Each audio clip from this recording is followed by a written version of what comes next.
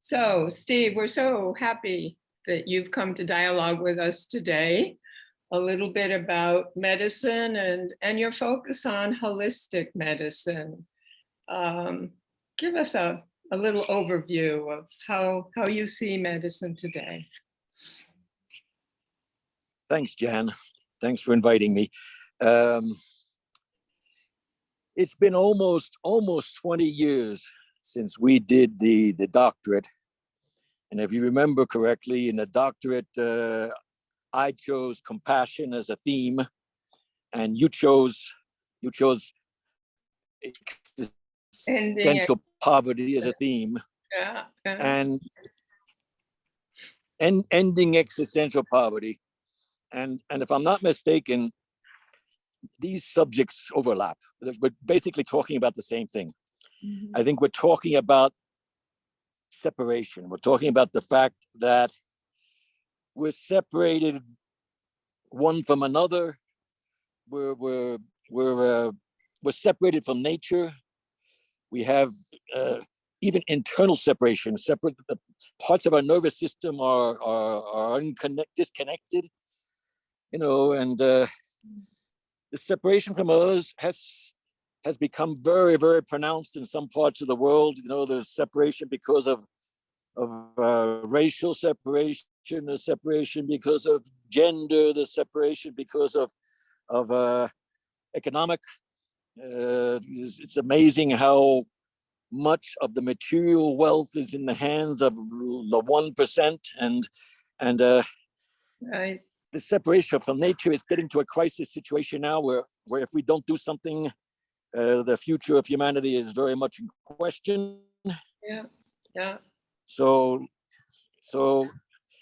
I can say that even in the field of medicine, the idea of separation is a problem, because now the emphasis is on specialties, and you go and see a doctor and he only sees that part of you which he's specialized in. He'll see you as a lung, if he's a pneumologist, he'll see you, and they get very, very confident in their field, but they totally ignore the other fields, and they don't look at you as a whole. They look at you as a piece.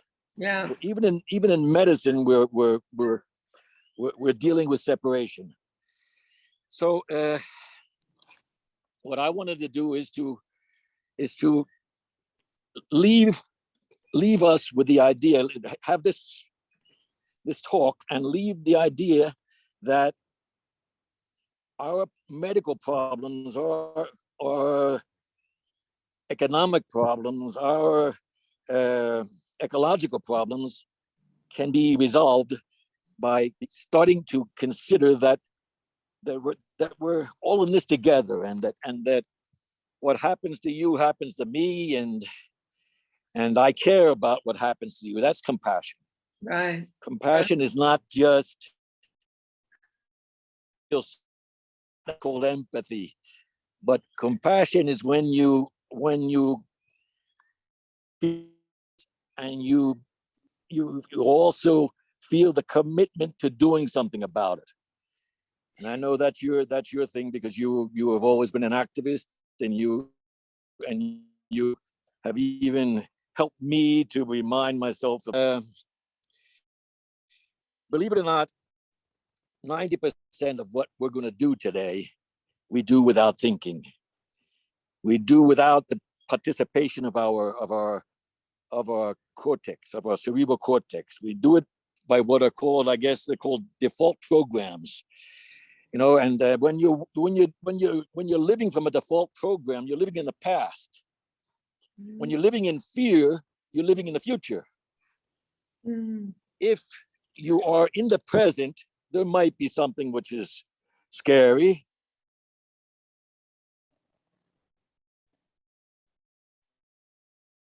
There might be something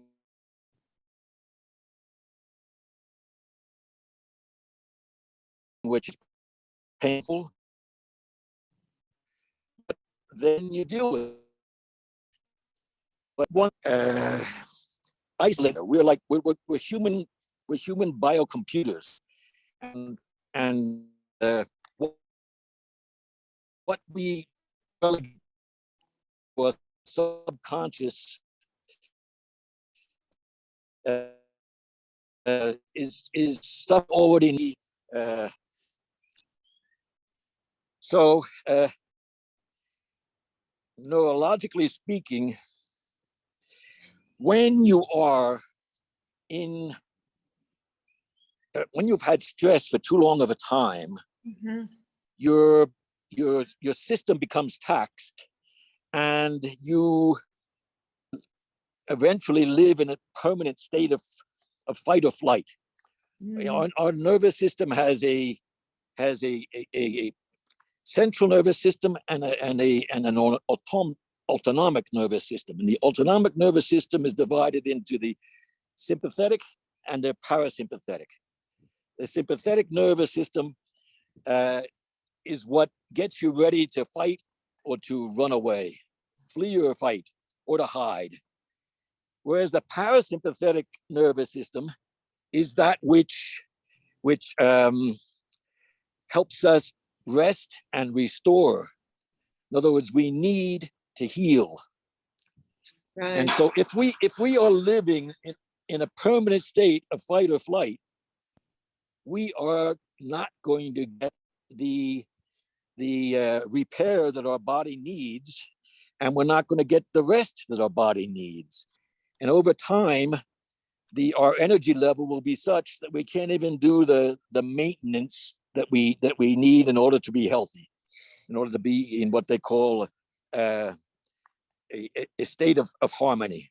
Mm-hmm. So when you're a child from 0 to 7 years old, you are living in almost a permanent state of a brainwave, which is called theta, Theta. Theta is the state which is almost like hypnosis. You're like a sponge. You absorb everything.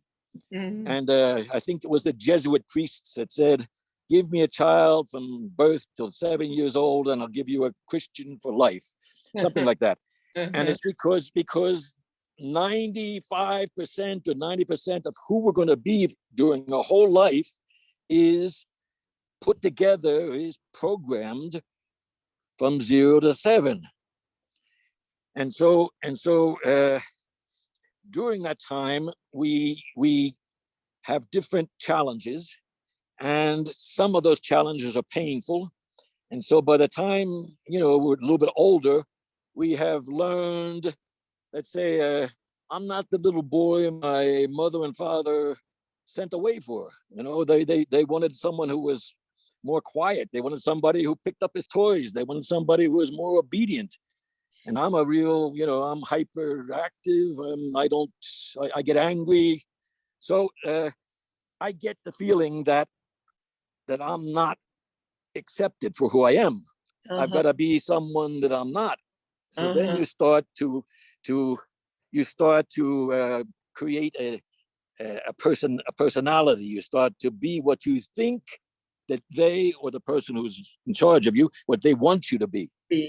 You see, Right. and Right. that can condition you into living in fear of abandonment.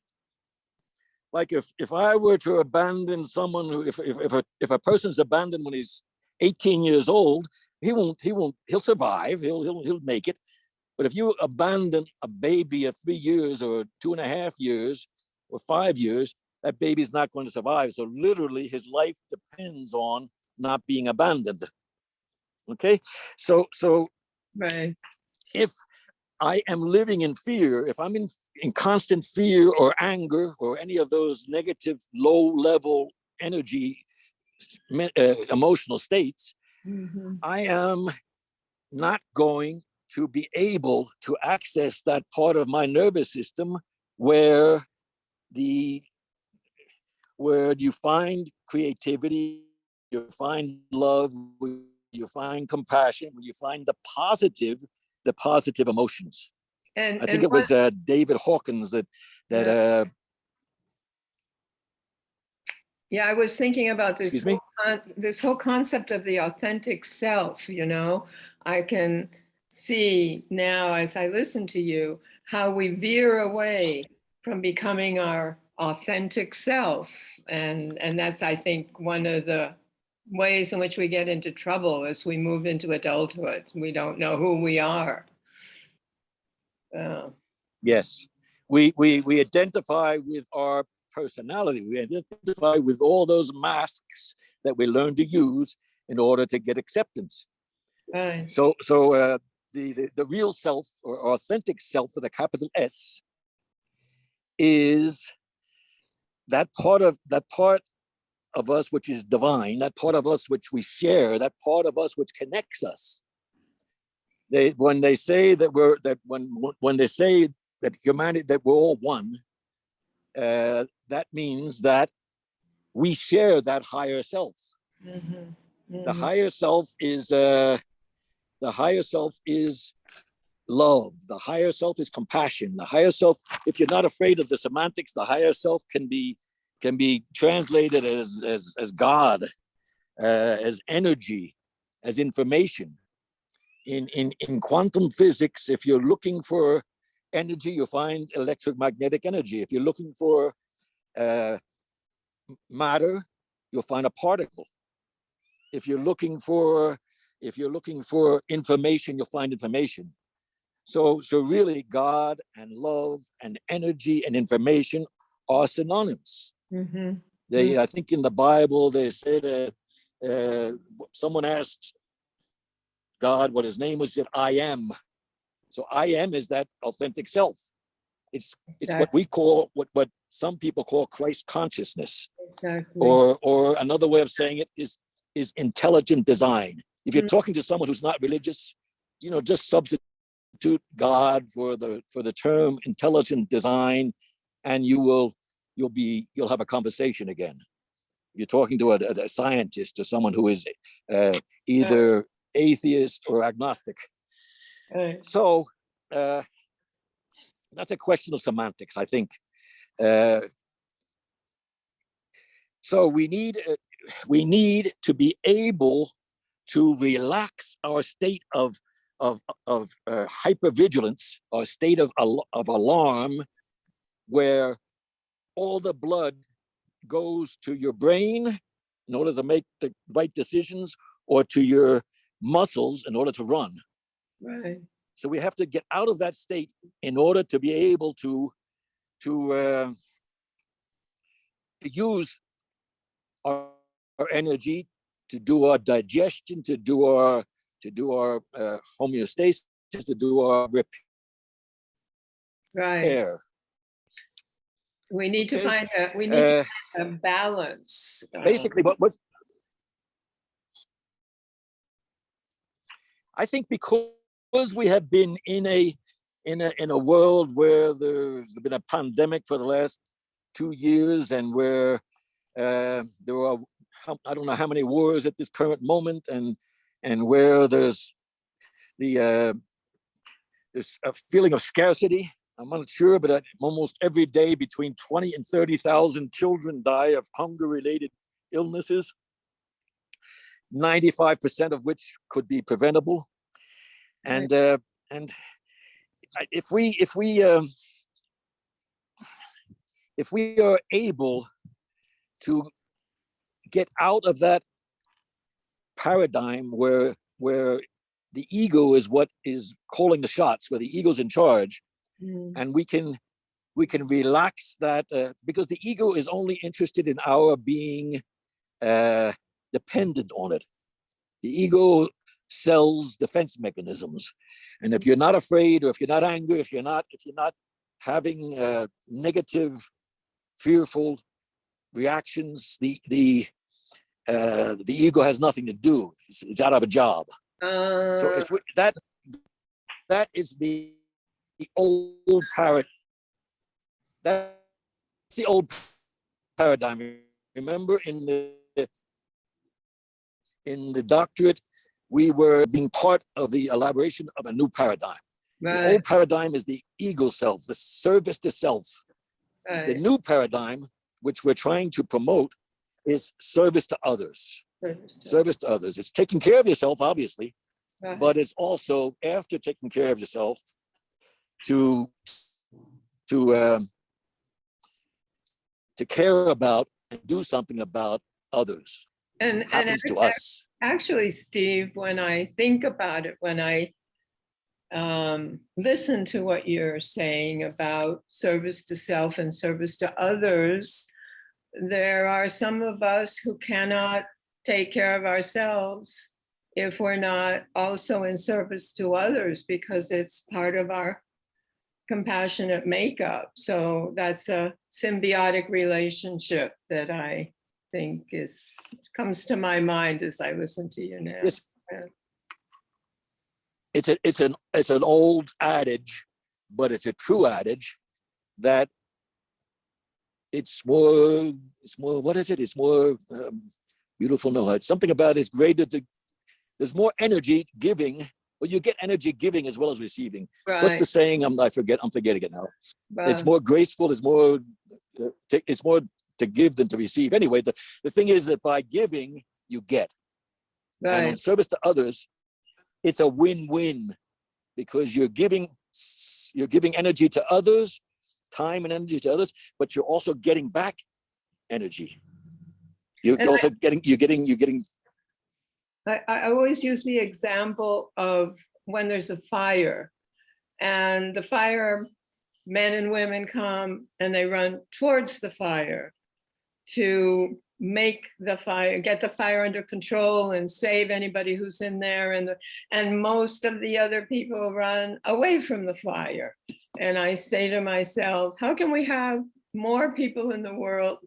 How can we change the balance and have more people in the world running to solve the problems and to be more compassionate, and less people running away from them? Although if you're not qualified, you can become more of a problem if you try to go and help, obviously. But when I listen to you say that, I think about how we got into this imbalance in the world, where, as you said, 1% own like 60% of the wealth in the world. And so how do we change the balance? We're out of balance. That's what I hear you saying. Not only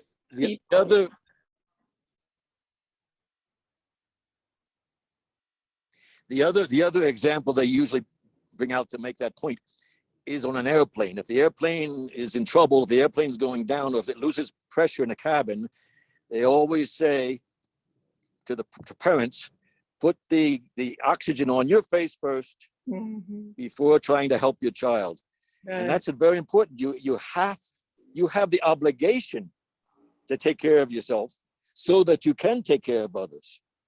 So that's kind of like where I'm headed with this presentation, because I believe that the best medicine, the best mental health approach is preventative.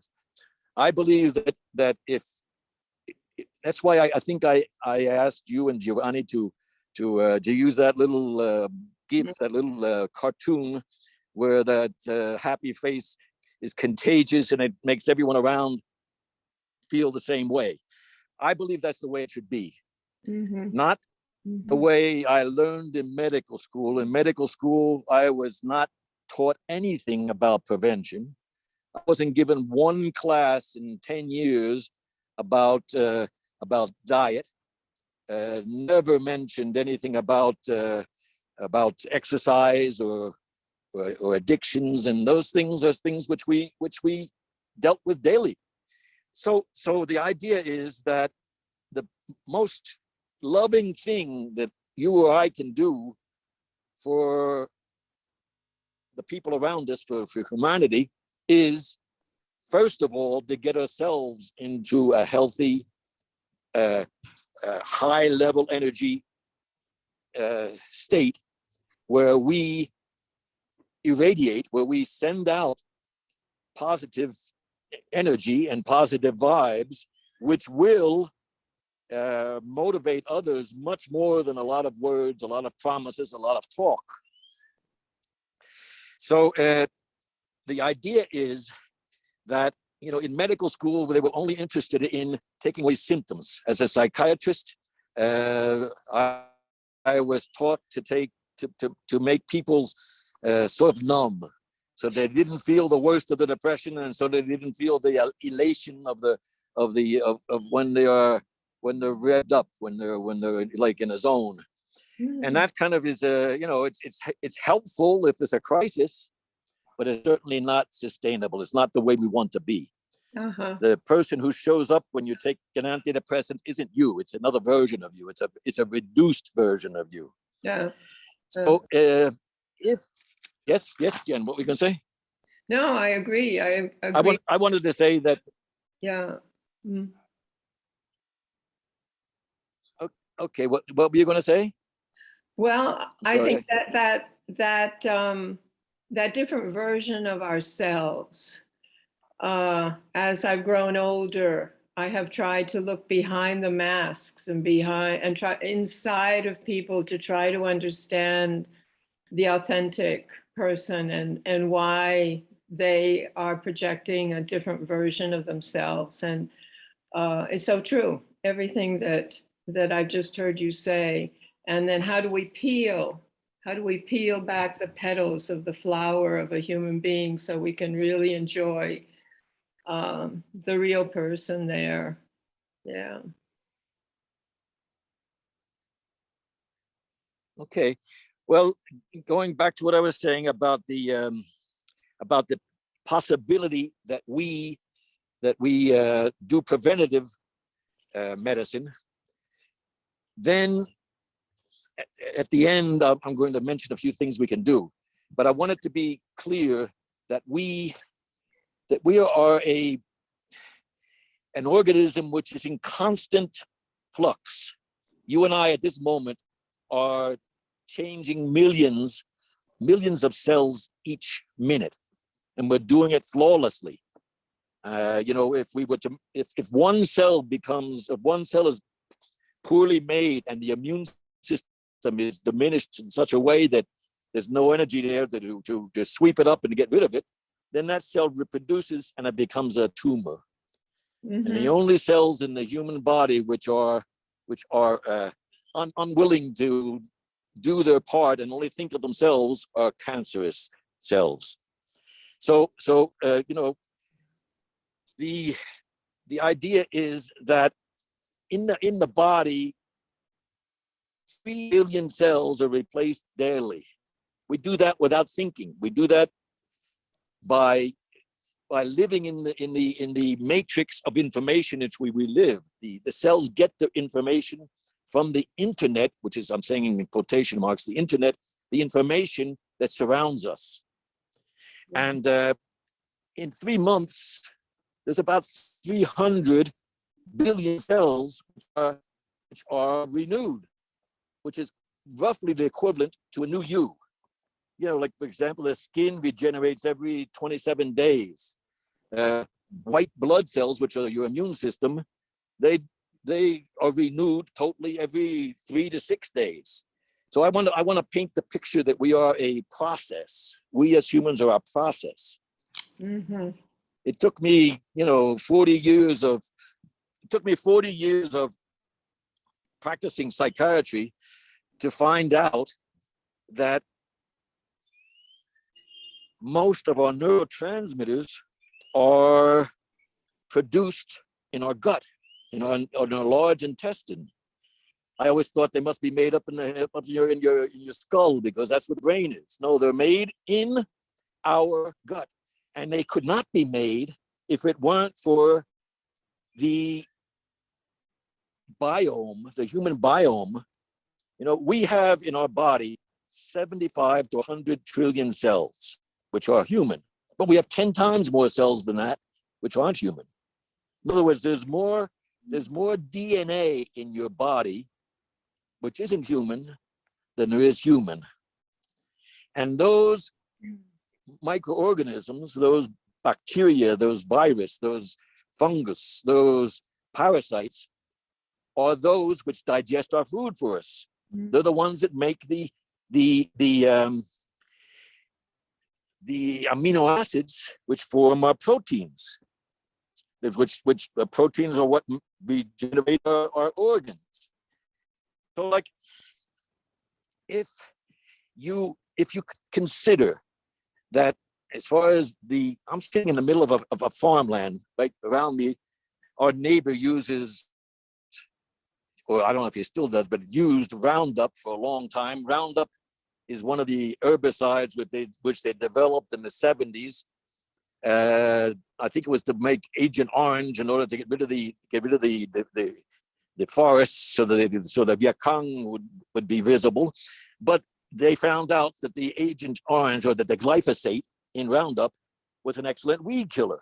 And supposedly it doesn't harm humans. They have that on their labels. That's Monsanto, but recently Monsanto was sold to some German company.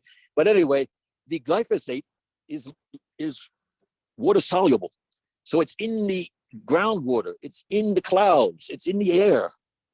And the glyphosate doesn't only kill weeds. The glyphosate kills the biome that's in the soil.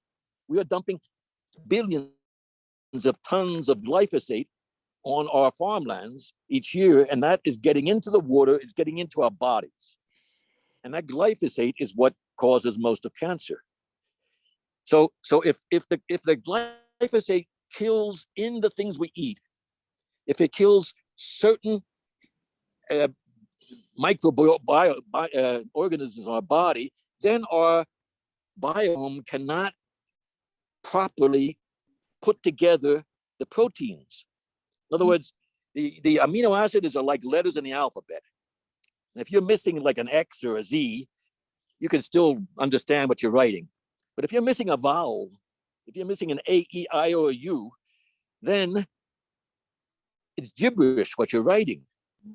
So when you are, if your proteins have or missing certain letters, they are useless. And that's what's happening to us. We are becoming, when I started studying medicine, I believe it was something like 1 in 20,000 births was an autistic child. 1 in 20,000 40 years ago. Now it's 1 in 36. And soon it's going to be even more. I think it's right now, 1 in every 4 males is incapable of procreating. And I think 1 in every 5 females. That is a death sentence for humanity if it continues. Oh. And this all has to do with the fact that we are poisoning ourselves, and we're poisoning the planet. So that is the downside. The upside, Jan, is that we have the capacity to turn this around. If we become aware of it, and if we get the motivation, if we get the impetus, it can be turned around. I am not the person to talk about ecology or about the way that food should be handled. But I can say, as far as the body goes, that we need energy in order to do this repair. And the repair, we have the capacity to heal, correct anything in our body. The idea is, medicine has put into our heads that we need doctors, that we need a pill, that we need an injection, that we need something outside of ourselves to fix ourselves. Right. But I believe that, and I think it was Deepak Chopra who said that we have a cornucopia of medicines, of substances which are healing substances within our own bodies. Right. We can put them together, and they're superior to the chemical drugs which were prescribed. The drugs that were prescribed practically cure nothing. What they do is they take symptoms away. So if you want to heal, all healing comes from within. I would say that's the biggest takeaway from this talk, is that we can, if we get our energy back up, if we get out of the fear mode and into a compassionate mode, we can have the energy to do the repair and to come together and to get the agreement that what needs to be done anywhere in the world is of us. Okay, so I don't know where I'm going with that.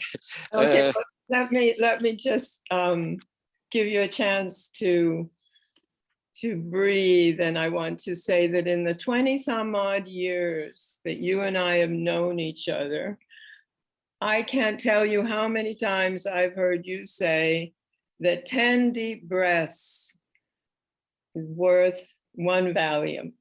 And as I pass on that information to other people, they always say to me, is it a 10 milligram Valium or a 5 milligram Valium? Which one is he talking? But it's being applied, and I think it connects very well to where you're going right now with this, our capacity to heal ourselves. Certainly, we agree over here. Yes. Well, my problem as a psychiatrist was that everyone wanted to be fixed. They didn't want to make the effort that's necessary. And if you're going to get in, if you're going to heal, if you're going to ascend energetically, it requires effort. It requires patience. It requires discipline. It requires a commitment to that. You know, there's a certain amount of, but it's like going to the gym. You know, and when you want to go to the gym, first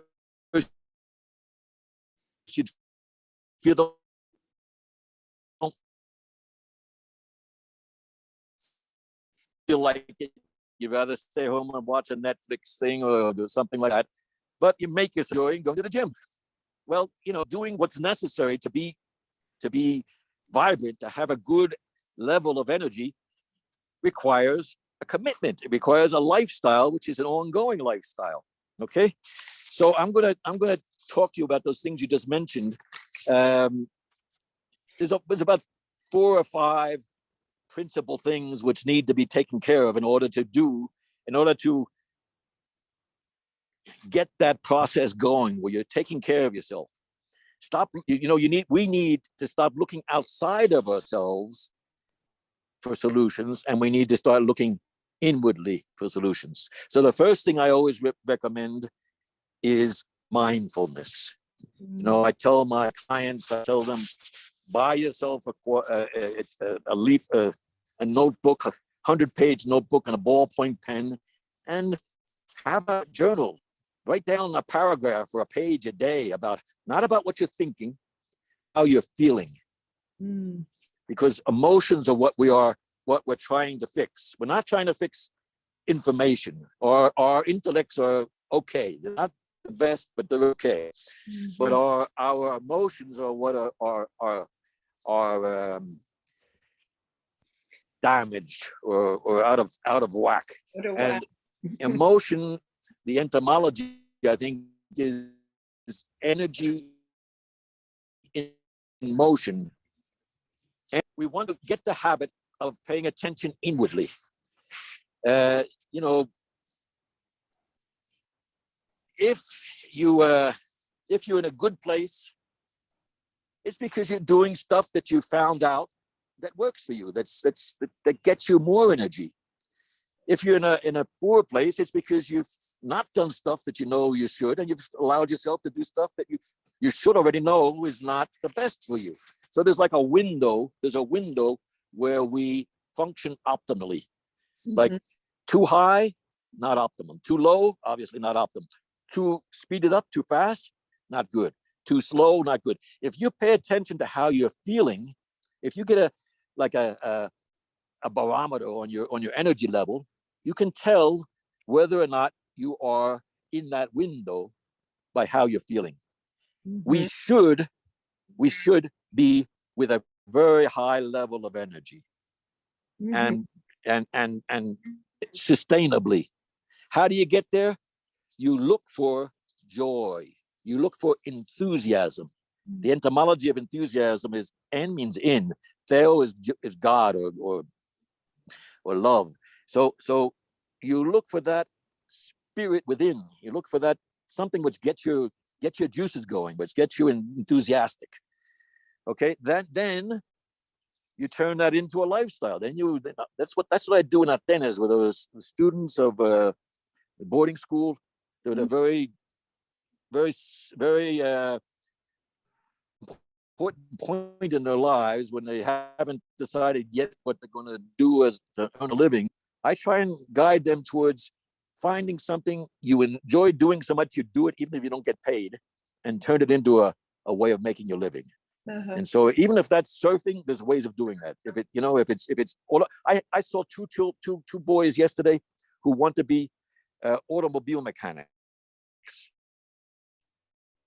The parents are millionaires and they're probably going to schools, but they want to be automobile mechanics. I encourage them to find a way that they could get up in the morning and go and work on cars and turn that into a lifestyle. But that's the important thing, is to keep our energy level high by having positive emotions, getting rid of the negative emotions,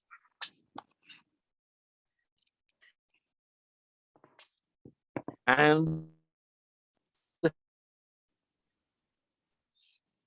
by how do you get rid of the negative emotions? By paying attention. When you say, okay, I see you, teach me. What am I supposed to learn from this? Are you on? Do I have you on? Yes, I see you're moving again.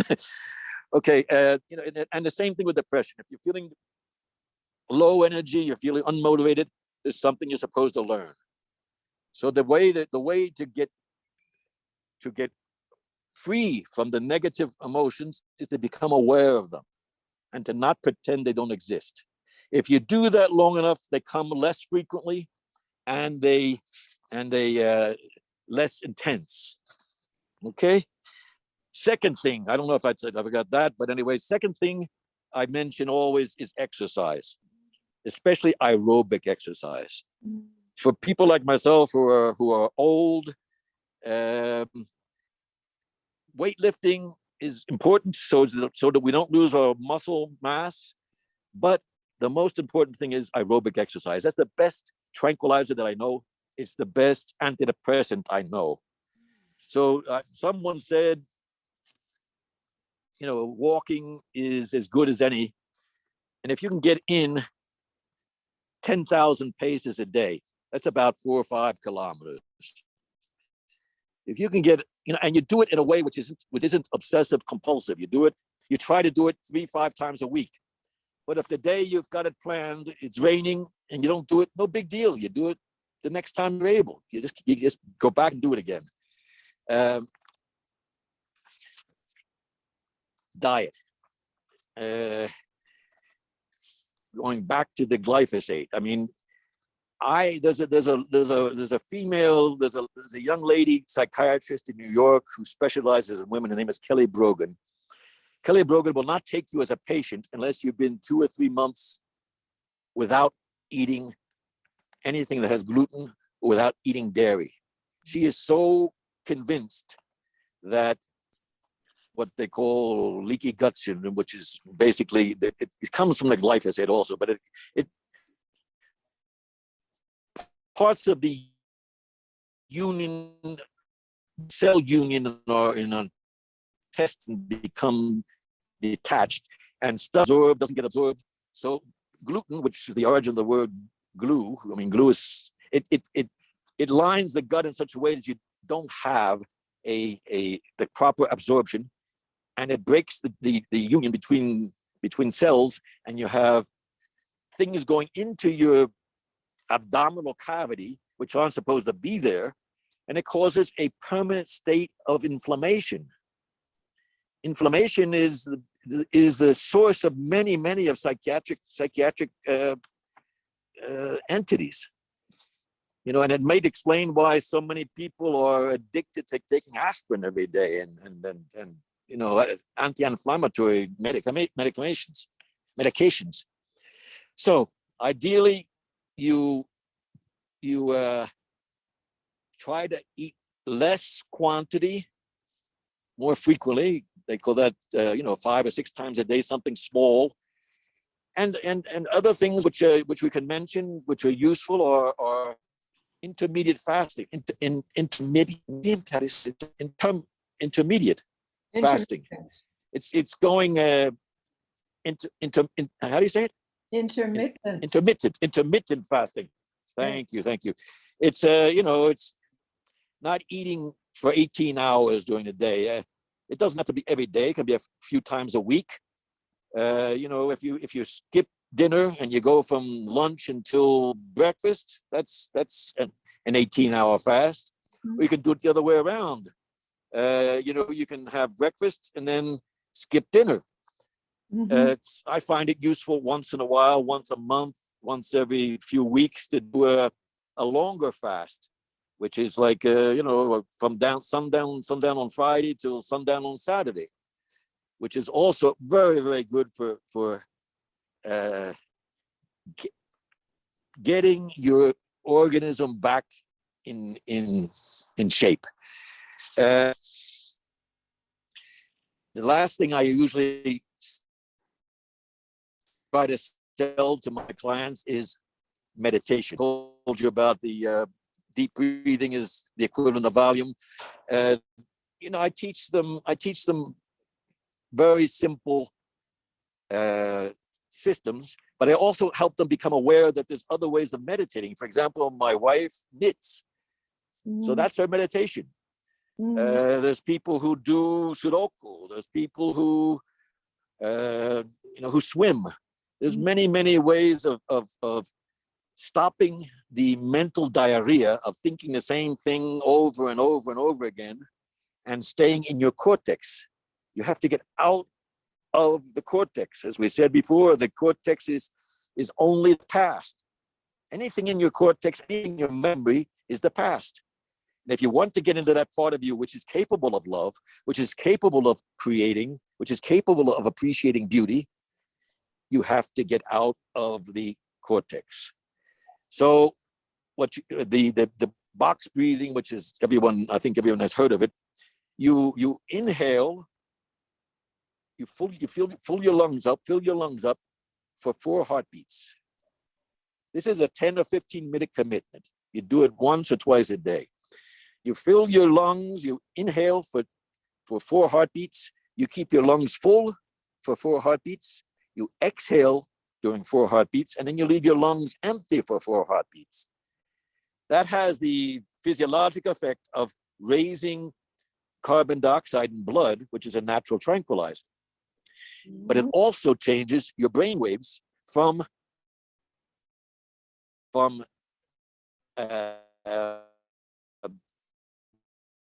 beta, which is which we're using right now in order to have this conversation, alpha, which is more harmonic. The beta brainwave is chaotic. If it were sound, it would be noise. The alpha brainwave is harmonic.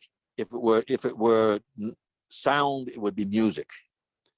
If you pluck a violin string or a guitar string and you watch it in slow motion camera, it makes an alpha wave.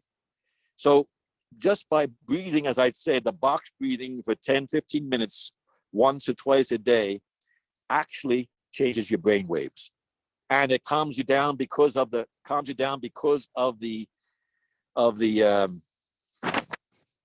CO2. Mm-hmm. So those are the 4 or 5 things I ask clients to do to give them an introduction to what it's like to take the steering wheel of your own life in your own hands and try and keep yourself on course. I mean, like a straightaway, even if it were 100 miles straightaway, you'd have to make slight adjustments to keep yourself from running off the road. And that's how good preventative mental health care is.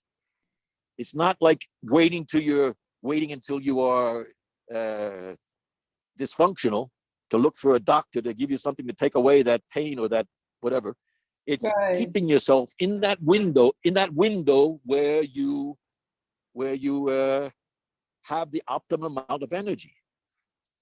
And And you do that by daily, ongoing awareness and effort. What were you going to say, Jan? so important, Steve, to